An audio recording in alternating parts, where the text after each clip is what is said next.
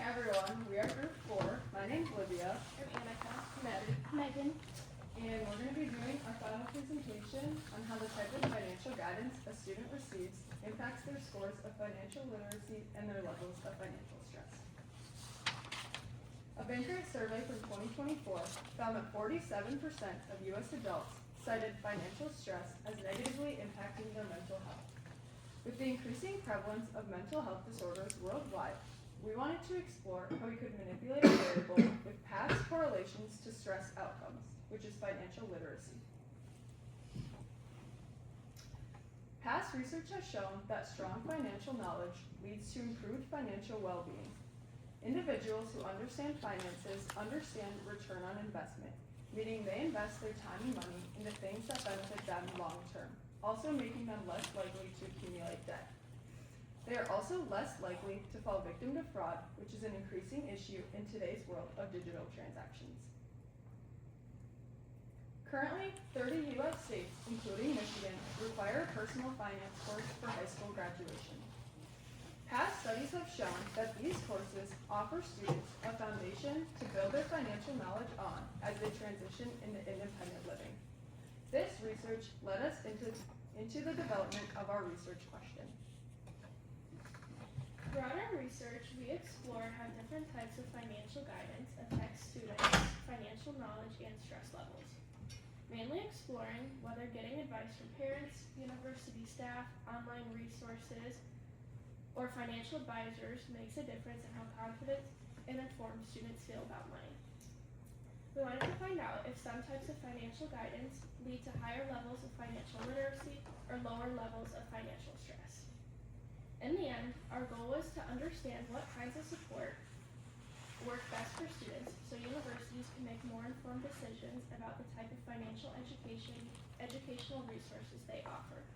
Our research was aimed to help improve access to financial education through universities and find out which one has the most positive impact. So our first hypothesis, we think students who learn most of their financial knowledge from a personal finance course will do the best on a financial test. Courses give clear, structured lessons on things like savings, budgeting, and credit. Our independent variable is where students get their financial guidance from, such as parents, online courses, and advisors. The dependent variable is their financial literacy score, and we're measuring this through our financial literacy test and our survey. In our second hypothesis, we think students who score higher in financial literacy will show less financial stress. Knowing how to manage money, like budgeting, saving, and using credit, should make finances a lot less stressful. The independent variable is the financial literacy score, while the dependent variable is the financial stress score. Our first research objective was seeking to explore the relationship between financial guidance a student receives and their scores of financial literacy and self-reported scores of financial stress.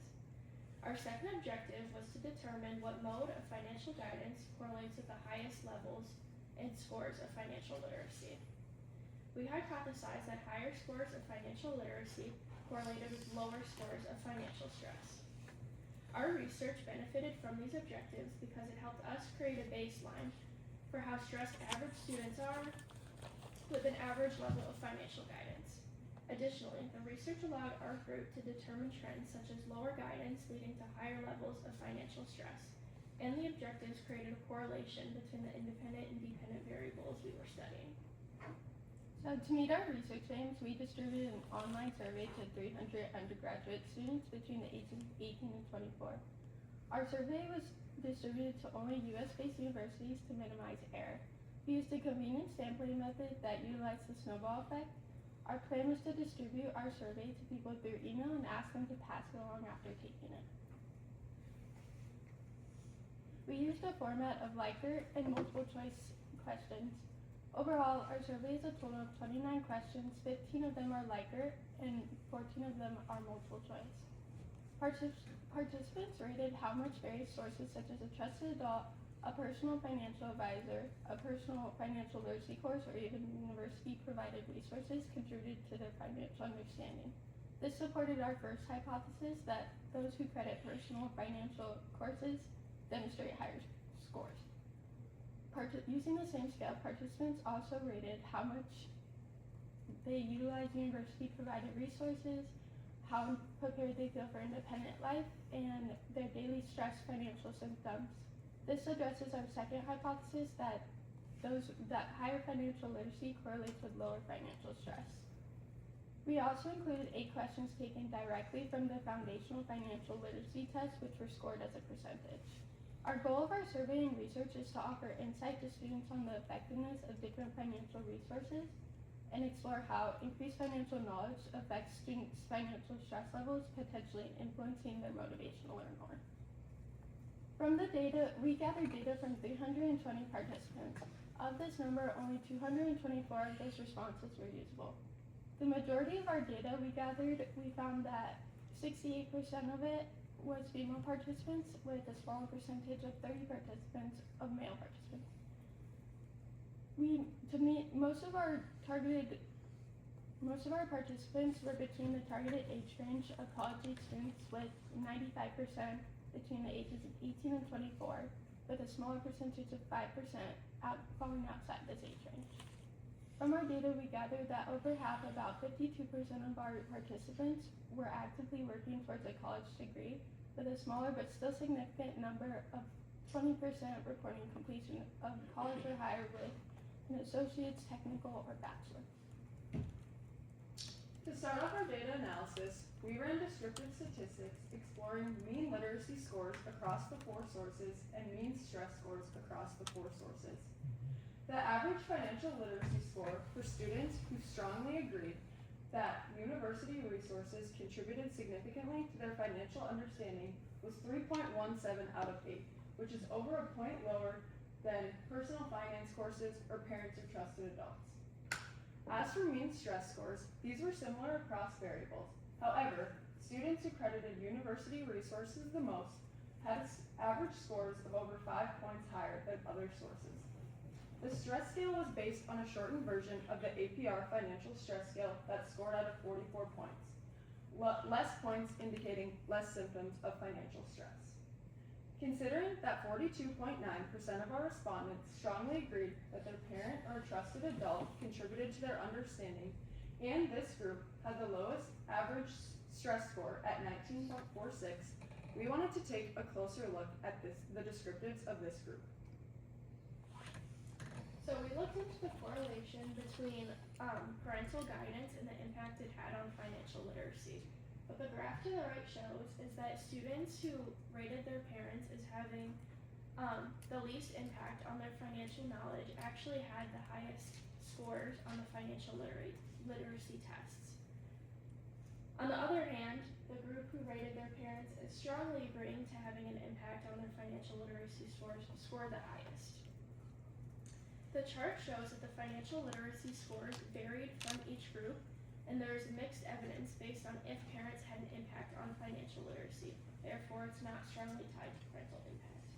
The main takeaway is that parental guidance isn't a consistent predictor of financial literacy within this group, and students can score high with or without parental help, and their relationship is much more complex than we originally expected. Now let's take a look at professional and university resources and how they're heavily underutilized. Only about 32% of students said that they've actually met with a financial advisor, and even fewer, just 28%, felt that meeting actually improved their financial knowledge. Similarly, around 33% found campus financial tools helpful, but most students were neutral or disagreed. This suggests while these resources exist, many students either don't use them or don't find them very effective. Our first hypothesis predicted that students who credited their financial knowledge to a personal finance course would score higher on a financial literacy test. But the data didn't support that. The correlation between these 2 variables was essentially 0, and the result was not statistically significant. When we look at a scatter plot, we can actually see this visually. The points are spread out in every direction with no upward or downward trend, and the regression line is almost completely flat. A flat line like that shows that there's no real relationship between saying a personal finance class helped and actually performing better on a financial literacy test. So even though many students felt these classes were helpful, their scores didn't show a clear difference. Our second hypothesis was looking at the potential correlation between financial literacy and financial related stress. Our regression analysis showed that the correlation between the two variables is weak, with an R value of negative 0.121. However, the p-value of 0.035 showed that it is statistically significant. The regression line on the scatter plot shows a slight negative slope, meaning when financial literacy increases, financial stress decreases. The score of negative 0.121 is not large enough to assume that financial literacy has a large effect on a person's financial stress, but rather a small role.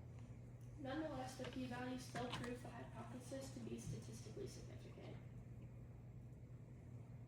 The main things we want you to take away from our research is that our first hypothesis, which was that taking personal finance will lower stress and raise literacy scores, was not supported by our research. This is not to say that it can't be supported by another study. However, we still believe that tax dollars should not be delegated towards trying to mandate these courses in high schools. Our second noteworthy statistic came from our descriptives, was that students who credited most of their knowledge to university resources had the lowest literacy scores on average and the highest stress scores on average.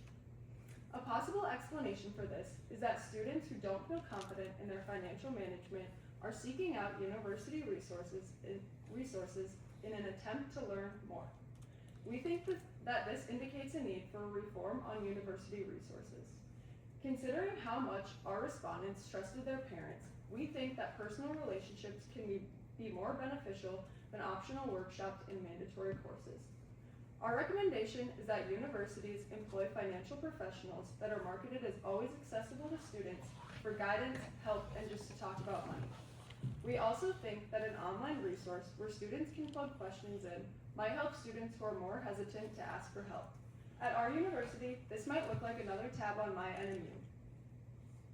Our final call to action would be educating parents on how substantial their impact truly is, considering that 81.7% of our respondents agreed or strongly agreed that a parent contributed significantly to their understanding of finances.